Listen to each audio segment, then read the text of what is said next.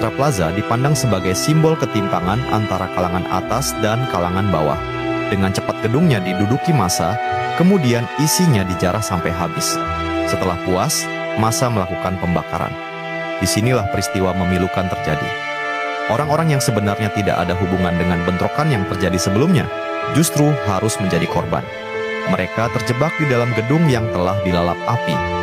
Hanya bisa berteriak, menjerit, hingga akhirnya kehilangan nyawa perlahan-lahan. Ribuan aparat keamanan diterjunkan untuk mengamankan lokasi. Namun mereka kalah jumlah. Meski sudah berusaha membubarkan massa dengan gas air mata, namun pada akhirnya justru aparatlah yang dipukul mundur. Memasuki malam hari, sekitar pukul 19.00, massa menjarah semua tempat perbelanjaan di kota Banjarmasin. Dan aksi mereka selalu diakhiri dengan pembakaran gedung. Sehingga, tak sedikit korban jiwa yang kehilangan nyawa karena terjebak kobaran api.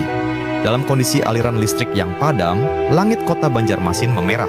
Massa yang tak bisa dikendalikan seolah bisa berbuat apapun sesuka hati mereka. Menyerang orang-orang yang dianggap berhubungan dengan Golkar, menjarah barang-barang yang mereka inginkan, dan merusak serta menghancurkan kendaraan-kendaraan yang entah siapa pemiliknya. Bahkan rumah ibadah seperti gereja dan vihara tak luput dari aksi perusakan dan pembakaran. Sekitar pukul 10 malam, kejadian mengerikan lagi-lagi pecah di sekitar area Mitra Plaza. 1.000 personel aparat bantuan tiba dan langsung mengamankan lokasi. Namun massa tak gentar sedikit pun. Mereka tetap menyerbu karena merasa menang jumlah. Hingga akhirnya aparat harus menggunakan cara tegas. Letusan senjata terdengar, beberapa orang terkapar, dan massa pun akhirnya membubarkan diri. Suasana malam itu benar-benar terasa seperti medan perang. Di beberapa titik di kota Banjarmasin, kerusuhan masih terjadi hingga pukul 12 malam.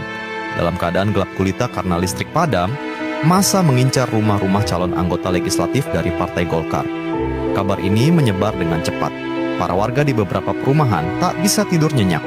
Mereka pun harus berjaga semalam suntuk. Dan jika ada massa yang datang, maka perkelahian pun tak bisa dihindari. Sepanjang 12 jam di malam itu, kota Banjarmasin membara. Seolah tidak ada hukum yang berlaku.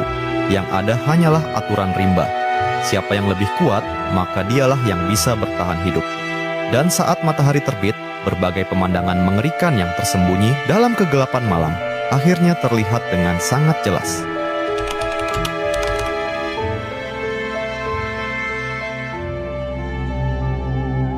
Aparat keamanan akhirnya berhasil menguasai kota Banjarmasin setelah mendapat bantuan personel dari berbagai daerah.